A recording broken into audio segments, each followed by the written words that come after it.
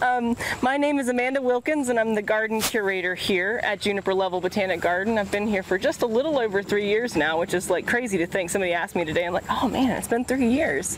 But this is our first Gardening Unplugged talk that we've done in more than a year and a half. So I apologize already for my clunkiness. I had we had a community college group come yesterday, and I was like going on about, I almost gave my garden club talk, and I'm like, wait a second, these are students. What is that tree over there? So I promise I'm not going to start asking you what fall bulbs are, but anyways. I've got a wee list, so we're supposed to keep these to about 15 minutes. I'm going to tell you right now, I'm not going to take 15 minutes. It's probably gonna be more 30, but if I start droning on or start talking about anything that you're not interested in, please feel free to just wander off. There is no formal gotta start with me, gotta end with me thing. So I appreciate you guys coming out today. So let's walk in here. I'm going to show you guys some things, and we're going to talk a little bit about some cultural aspects of fall bulbs, some of the cool fall bulbs that we grow here, and then why bulbs do bulb things. So let's do it. You know, a picture's worth 1,000 words, right? So I can pretty much stand here and go, that's a fall bulb. But Lycoris are one of our probably most favorites. Because, I mean, how can you not love that? This is actually kind of past, but I mean, this is Lycoris aurea. Aurea because it looks very golden, and this is a species from China. It's a little tough to grow if you read the literature about it. They want like really alkaline soils, they want a high amount of a certain kind of mineral, they want the right amount of drainage, and they want all these certain conditions, and a lot of times Tony likes to plant them up in kind of dry areas, and we find that does best for them. But man, like there are very few of the Lycoris, the surprise lilies, that are this big and robust and really have this great color and texture. I also love the fact that the stems can have these really dark, kind of red, green, almost black colors sometimes. But they are really probably the most robust. This one here, this is, I'm going to cheat a little bit, an Albuflora type. They just tend to be in the cream white, sometimes pink color range. But all these are pretty much native to China and in Asia in general. And a lot of our Lycoris have come from wild collections or nurseries that have grown them in Asia. But they're one of our major collections. I did a little bit of cheating before I gave this talk, so I'd have a little bit of context. So in the garden, Tony's always going on, we've got about 28,000 different plants in our plant collection, and we have a database of them, and if we don't have it in the database, it's in an Excel sheet somewhere. But of the Lycoris, we have more than 1,000 different accessions from around the world. And Tony always likes to joke, a couple of years ago, we bought the largest collection, the second largest collection, and so now we are the largest collection of Lycoris in the world. We're going to actually go out and see it. We have Lycoris kind of sporadically planted throughout the garden, and they flower from July all the way until the end of September, and it's really species dependent. The Lycoris Radiata, which are, we have one that's called 4th of July. I have actually taken a picture of that thing in flower on the 4th of July. And if you ever go to the Gulf Coast, you'll see that one kind of flowering on the sides of the roads and in gardens.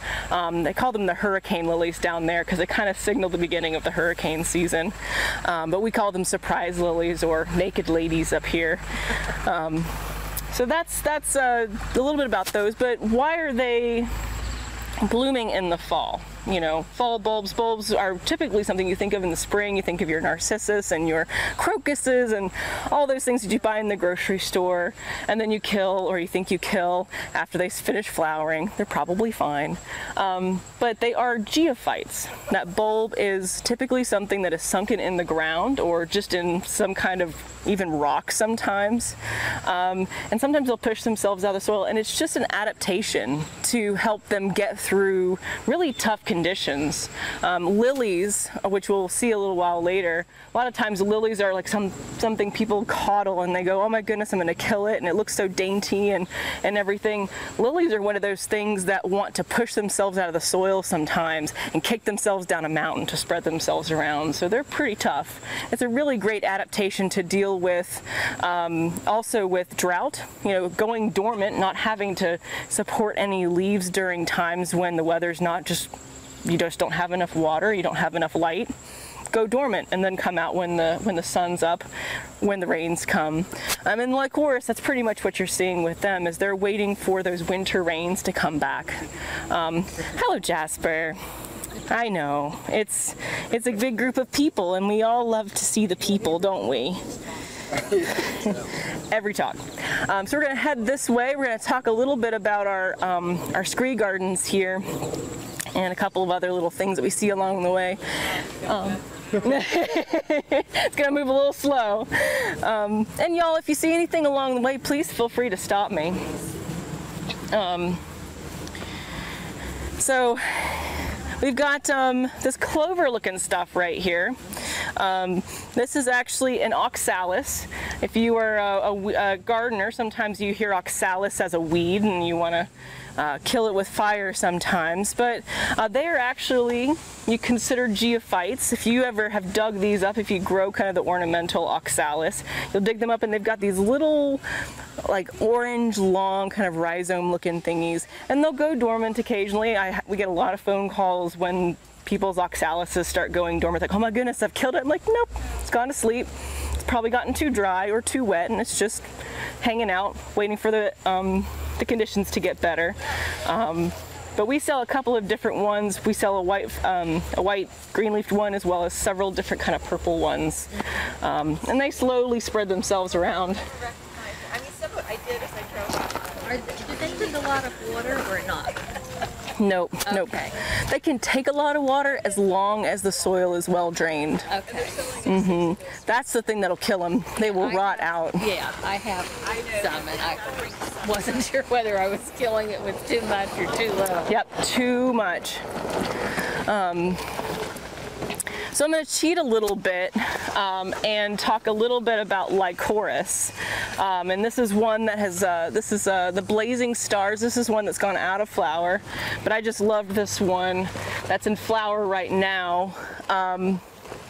And both of these are wild collected from, this one's from North Carolina, this one's from Texas.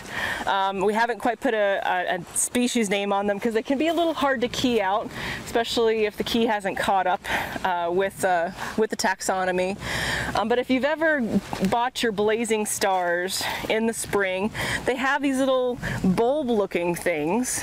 So it's a bit of a cheat. They're technically corms, which is a weird kind of modified bulb.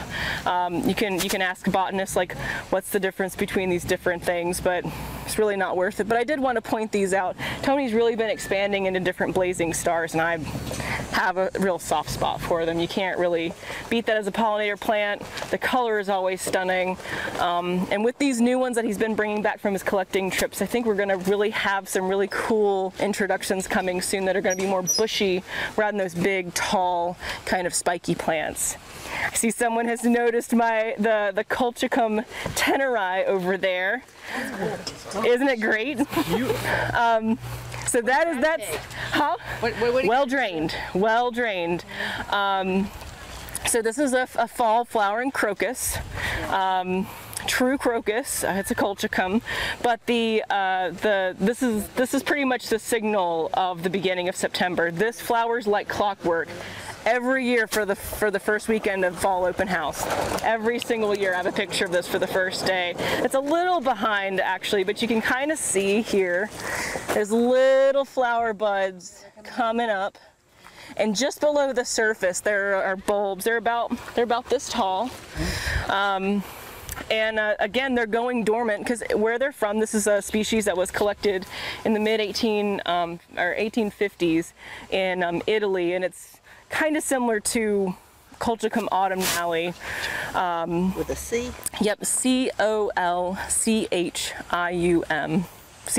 Sorry. But this one has been really reliable. There are a couple of, not all of the fall crocuses are reliable for us. And I think part of that can be the amount of rain that we get in the summertime. There's another cultivar that's available. It's Colchicum water lily.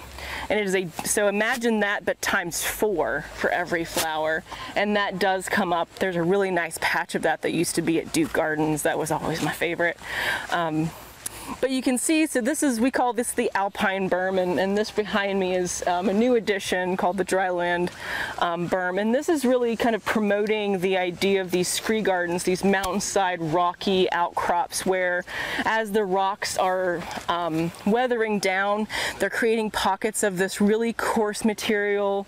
A lot of times there's these deep fissures where the roots of these plants may not have a lot of space to go out, but they can go down.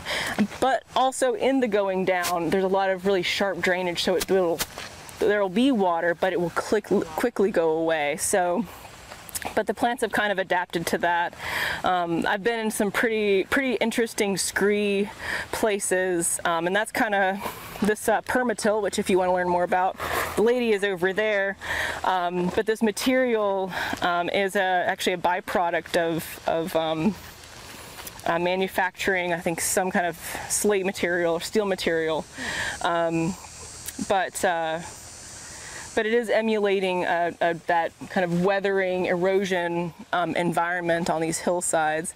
And it allows us to grow some of these plants from places that are not like North Carolina. You know, you're not really going to think like, hey, can I grow a crocus in, you know, wet, hot, dry North Carolina where we get, you know, random 6 inches of rain all the time.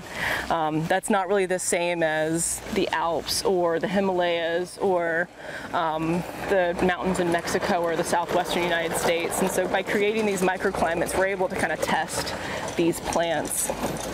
So we're going to go over here and look at a couple more guys. We're on our way to the research areas, but I did want to stop and point out a couple of things. These are some Zephyranthes, rain lilies, and I'll talk a little bit more about them later, but you can see we've got some new tags. So we've just invested in a laser engraver, which has really like changed the game. It's such a nice product, and it's a lot easier to see what that plant is standing from the side versus reading these tiny little silver tags. So we're pretty excited about that. But what's happening with this this Zephyranthes, this rain lily, is the flowers are spent, and what's happening is you can kind of see this little part here starting to swell. And so it's making babies. There's seeds developing inside of that. And here at the garden, we have so many different kinds of plants, and we have such great soil that we really have to be mindful of what sets seed and what happens to that seed after it's been set. So I've been talking about these collections that we have. Because we have such great soil, if I let the seed pods open, we will have rain lilies everywhere. So we have a full-time seed collector who's my assistant, and one of her jobs is to go around and pick all the seed heads off of these guys every single time they finish flowering.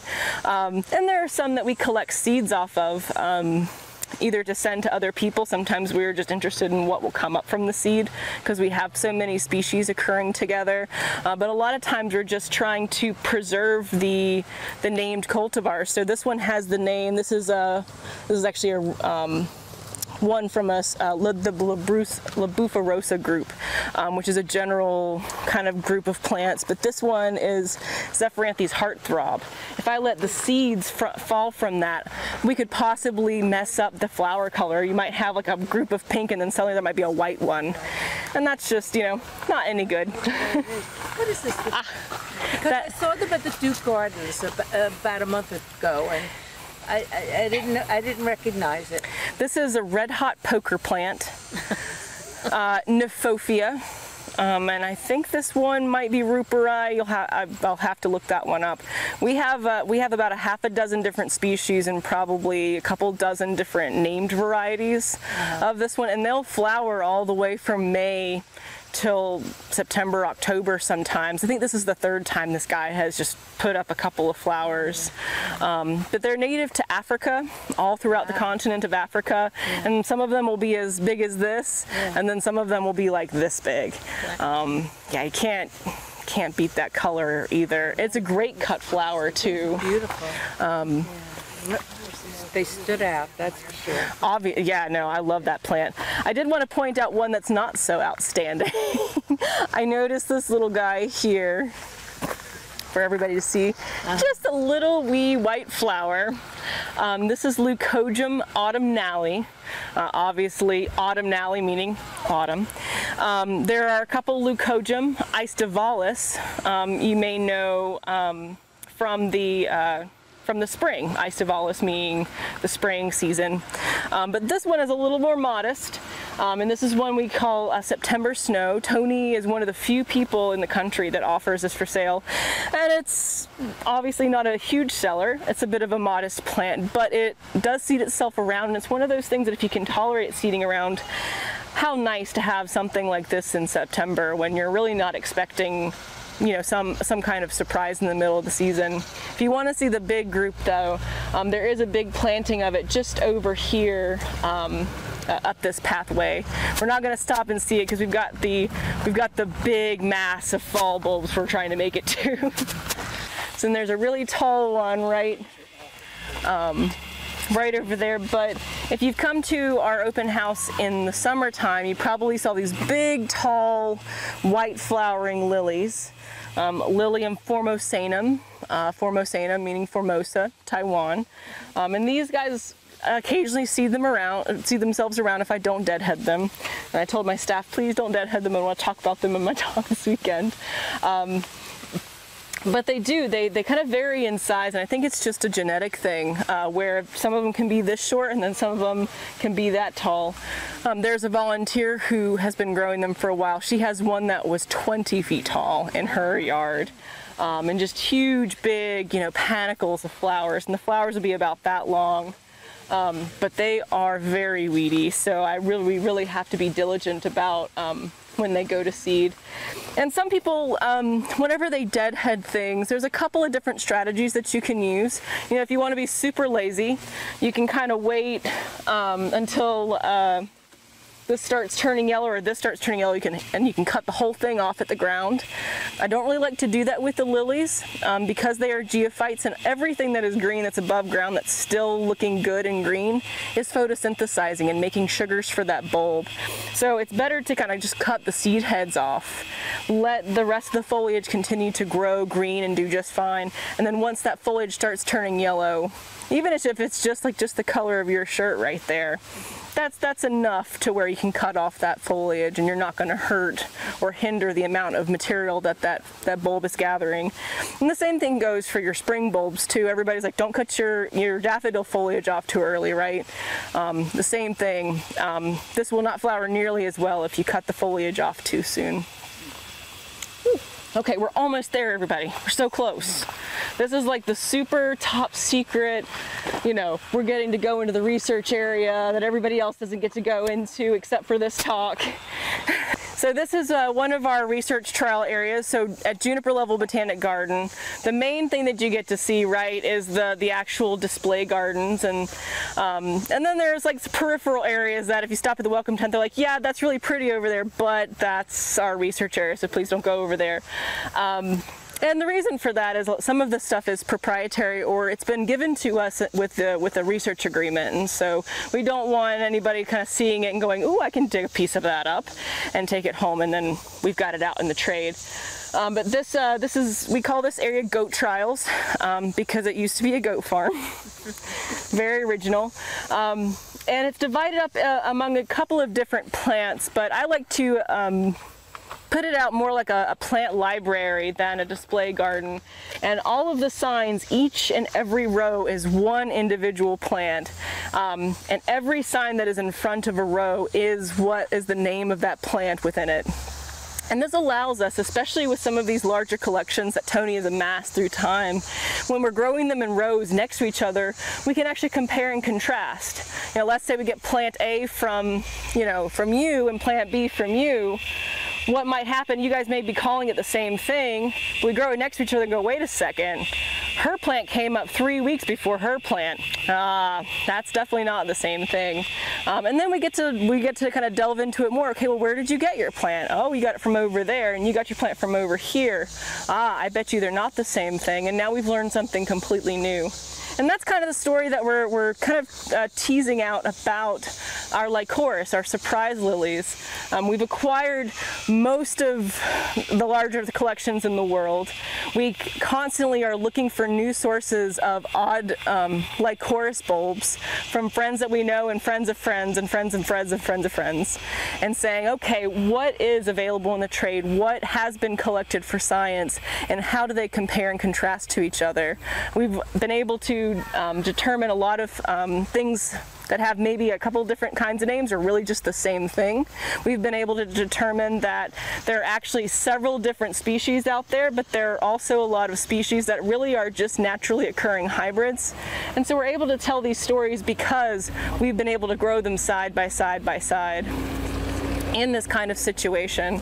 And as I was saying earlier, a lot of these are flowering all the way from July all the way until the end of September and October. It's really pretty. We're gonna head down here and then I'll let you guys go. So as we're walking through, some of the things you're seeing are daylilies and crinums. We've got some, I think we've got, yep, gladiolus. And part of what we do with this section also is for production. So a lot of this stuff will be dug up and potted up and sold in the nursery. That's the way that we support our plant habit.